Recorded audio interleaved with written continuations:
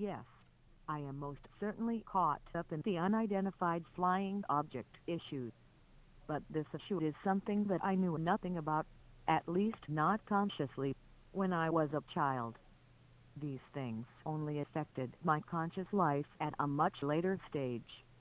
It is now much easier for me to talk about these experiences, as my parents have been dead for some time, and I am no longer in employment. You need to understand that my mother had become schizophrenic back in the 50s, and my father was unable to grapple with the resultant situation. As a result, my childhood was severely disrupted, and it is a matter of medical record that I suffered from psychosomatic illnesses during the 1960s. My mother's paranoia included fear of death in an operating theater. This eventually led to her death in 1995, as she had refused surgery to remove cancer.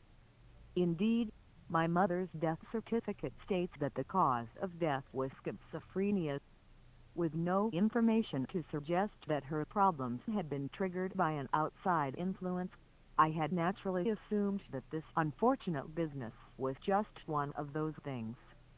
As you can imagine, no family wants to be associated with mental illness, but my father took it to extremes, refusing to let health visitors into his home.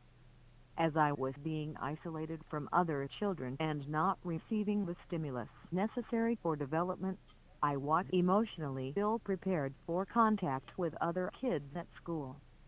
Terrified of the social fallout, my father had even refused the remedial education that was considered a necessary aid to my development. In order to distance himself from this cowardly decision, he even blamed the choice on his brother. If that wasn't enough, my father went on to blame me for my need for remedial education, even though it had been caused by a parental failure in the first place. My mother's parents were understandably distressed by their daughter's endless, and somewhat inexplicable, problems with mental illness. My father's answer was to deflect blame, and push the problems onto other people's shoulders. My father's dependency on others to do his parental duties generated a lot of anger within the family, which appears to have filtered through to me. Bizarrely, my father used to joke about how I wasn't really his son. Up to a point, this peculiar statement was explainable, given that my mother had been told that she was unlikely to bear children. On top of the later development of her psychological infirmities, my mother already suffered from severe gynecological problems that made pregnancy unlikely.